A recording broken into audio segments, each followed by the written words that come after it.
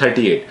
What documents are required at the time of joining reporting in the allotted medical and dental nursing colleges? तो original आप देखो documents की क्या क्या जरूरत होगी, ये इंपॉर्टेंट है.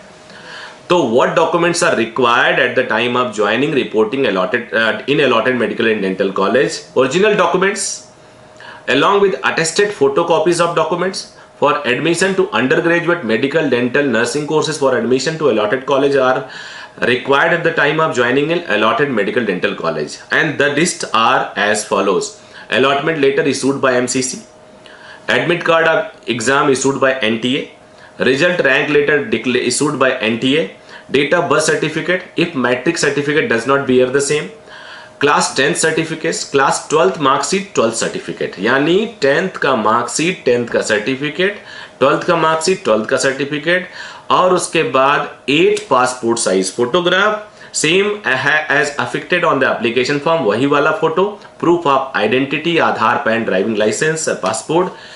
फॉर एनआरआई अगर हैं तो वहां पे 3 चीज: passport copy of sponsor embassy certificate, sponsorship affidavit कि आप उस बच्चे को 4 साल के लिए, 4.5 साल के लिए, 5.5 साल के लिए स्पॉन्सर कर रहे हो, और आपका रिलेशनशिप उस बच्चे के साथ क्या है वो. The candidate should also bring the following certificate if applicable: SC/ST certificate, OBC non creamy layer जो सेंट्रल लिस्ट में है, डिसेबिलिटी सर्टिफिकेट, करीब 21 बेंच मार्क्स हैं वो आप देख सकते हो, भी गिवन है, EWS certificate as per the prescribe format. तो ये डॉक्यूमेंट्स आपको जरूरत होगी अगर आपको एडमिशन के लिए कॉलेज में आप जाते हैं, तो ध्यान से इसको पढ़ लीजिएगा.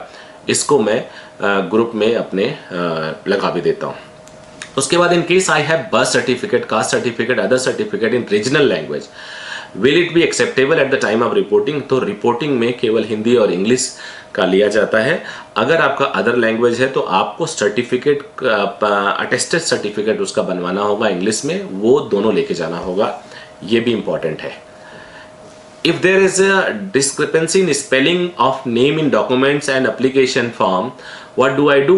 If there is discrepancy in spelling of name of documents, candidate must carry proof that the documents belong to same person in the form of an affidavit. तो वो आपको एफिडेविट के फॉर्म में ले जाना पड़ेगा कि दोनों का डॉक्यूमेंट सेम है. ऐसा मैंने आपको पहले भी बता रखा है. फादर का भी नेम अलग अलग आ रहा है तो ऐसे में भी आप एफिडेविट ले जाके काम चला सकते हैं.